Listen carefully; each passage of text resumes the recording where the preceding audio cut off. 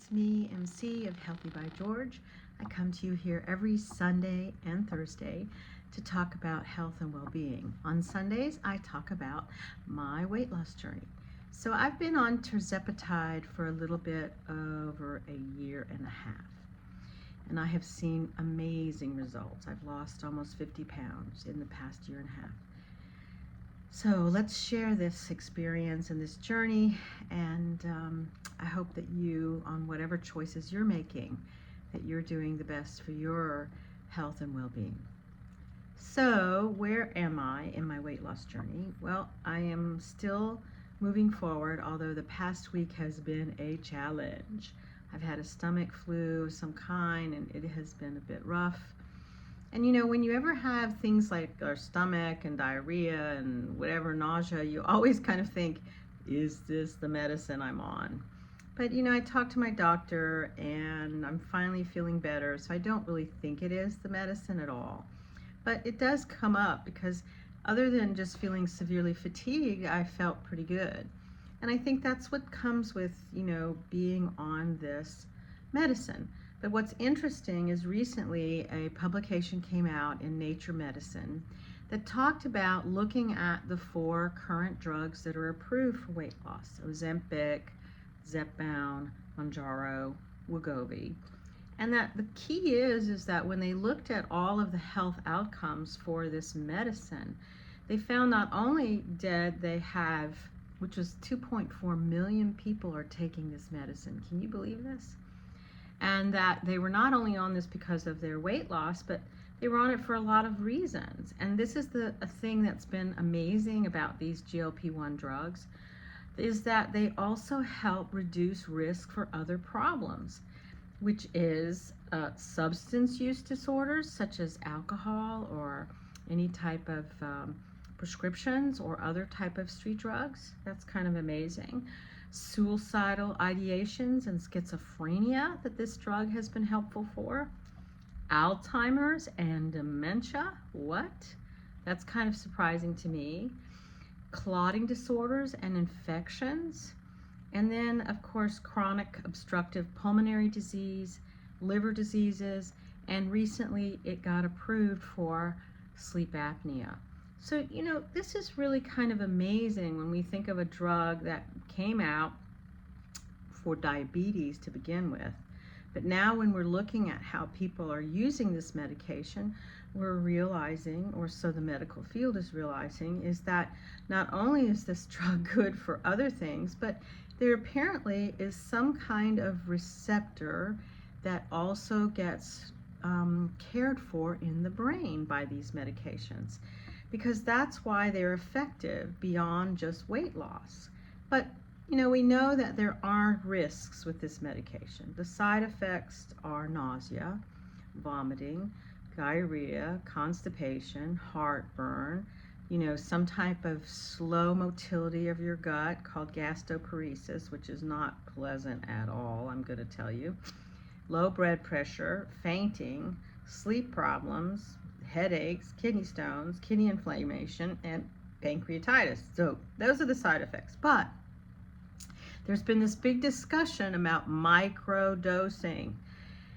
And of course, you know, this doesn't make the pharmaceutical companies happy, but I'm kind of fascinated by it myself, because I was one of those people who did not titrate up. As long as I was losing weight on the current dose, I didn't change the dose. I didn't go up to further lose more weight.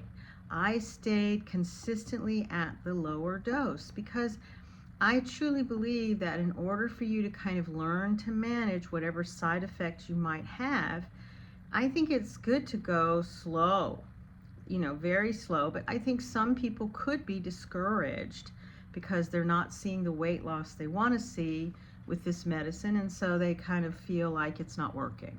And I can understand that, because you know, our expectations when we get on a weight loss drug is like, boom, it's going to be automatic.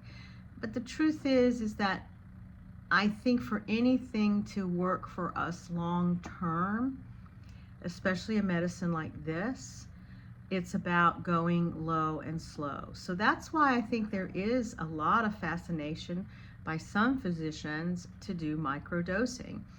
And there are some physicians out there who are working with patients when they can get it compounded, so you can do something with the microdosing where basically you get a vial of the medication, and then you work with your doctor to decide on the smallest dose that you will take. And I know some people are doing this for menopause symptoms, some people are doing this for weight loss, but they're doing it extremely slow so they don't get the side effects that you might if you do a full dose. I think that this somehow is very intriguing. Of course, it's dangerous. I think some people are doing something really kind of crazy where they take the syringe and they put it into a vial and then do the dose into a vial or into a sterile container, and then they pull up a smaller dose than what they would have taken if they had put that's to me crazy. I think you're really playing with fire, because the ability to do that in a sterile environment and guarantee that you're still going to give yourself a sterile injection and that the remaining drug is going to be, safe to take at a later date, I think that's terrible. I think that whatever you choose to do, I think working with a physician, working with someone who's knowledgeable, because ultimately you want the best. You want the best for your health. I mean, the only reason I started this medication is because the frustration around not being able to lose weight after years of making such drastic efforts and still not getting I still couldn't get below 200 pounds. This is the first time I've been able to be below 200 pounds in over 40 years. This is kind of amazing to me. So clearly I know that something is not working or is working when it comes to the drugs. But if I come off the drugs, something doesn't work for me in my, way of choosing, it's the way my body works. It's not working. Something's not right. The hormones are messed up. And I think that we don't understand weight and being overweight. Truly, I think we still have a lot to do to understand why some people have this set point and they can't lose weight. And other people, there's something about their metabolism that they have no problem. They can eat whatever they want. While some people, they can look at food and they get big. I've heard that by so many people. I can look at a pizza, and basically it's about explosion. But I think, we are learning that there are ways to help ourselves with smaller dose, especially for those people who, if they take the dose that they've been recommended and they have terrible symptoms, then it may be best for them to do microdosing. But I think pharmaceutical companies are not happy about that choice because it's not within their labeling. They don't know the safety around this. But I'm encouraged that maybe if there is things to help people with this microdosing component, we might start to learn a little more about, what would be the smallest dose that is effective. I think that would be useful. I think the other thing is that when we do plateau with the weight loss, like right now, I'm kind of maybe plateauing on the current amount of drug that I'm taking. I'm taking 7.5 milligrams. I'm not quite ready to change to the highest dose. I want to see how I do this February into March, because really I want to lose maybe another 15, 20 pounds. But I want to do it so that I know I'm also gaining muscle. So towards the end of this month, I'm planning to go to one of those companies that scan your body and see what my muscle to fat ratio is. Also, too, they have a way of looking at your metabolic rate.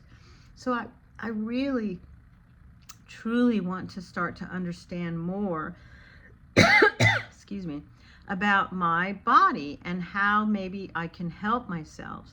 Right now I'm working on eating more protein, and I'm trying to focus on, keeping it interesting. I still do my sort of like intermittent fasting. I don't eat anything until like 12 or 1. And I want to really understand more about how to gain muscle. So if you're like me and you're trying to figure out what's the best choice, explore who you could work with as a physician. Yes, there are some other companies that are out there that are offering GLP-1 drug access. I don't think they're offering microdosing. I think they want to work with your insurance, but definitely try to figure out a doctor that you can trust, that listens to you, that hears what your struggles are, because truthfully, that's what made me successful. I have some doctors who I work with who really hear me and really understand this struggle. And I think that's new. In the past, when I've had to work with doctors, I always felt like they never believed that I was struggling. I think they really looked at me and thought, well, she clearly is either lying or she doesn't have the discipline. And it was really last year when I went to this endocrinologist and shared, the success and showed how I tracked everything. I felt truly, completely heard and acknowledged. That was a first for me. So if you can find a doctor, which I know that's not simple, who is willing to hear you, acknowledge your struggle, and really understand how quite difficult it is. We all are challenged by the foods that we're surrounded by. In every corner we're turning, there's a food that we're tempted by. There's candy bars, there's brownies, they're delectable sweets, and we're coming up on Valentine's, and guess what? There's this focus on chocolate and flowers and more chocolate and strawberries, strawberries dipped in chocolate, or going to some decadent meal. There's just such a focus on foods. And, when you're someone who struggles with being overweight, you feel like sometimes your foods are your enemy. You feel like food is your enemy and you just don't know how to deal with it. So, if you're struggling like I have been struggling in the past and you want to see some success, I believe that you have to find that medical team, whether it's online or someone in your city or town, who could truly hear you and acknowledge where you are, and that you can be very bold and upfront with as to what you want to accomplish with your health. Because for the first time, we are recognizing, one, that obesity is not just a lack of willpower, it's a real medical condition. And two, we actually have medications that are relatively safe and that do work. So be well, my friends. We have this one precious life. Let's live it to the fullest. I know that's what my goal is to continue to thrive and function, and I hope you'll join me on this path. Think about subscribing. I'd love to see you here every Sunday and Thursday. This is me, MC of Healthy by George. Be well. Bye-bye.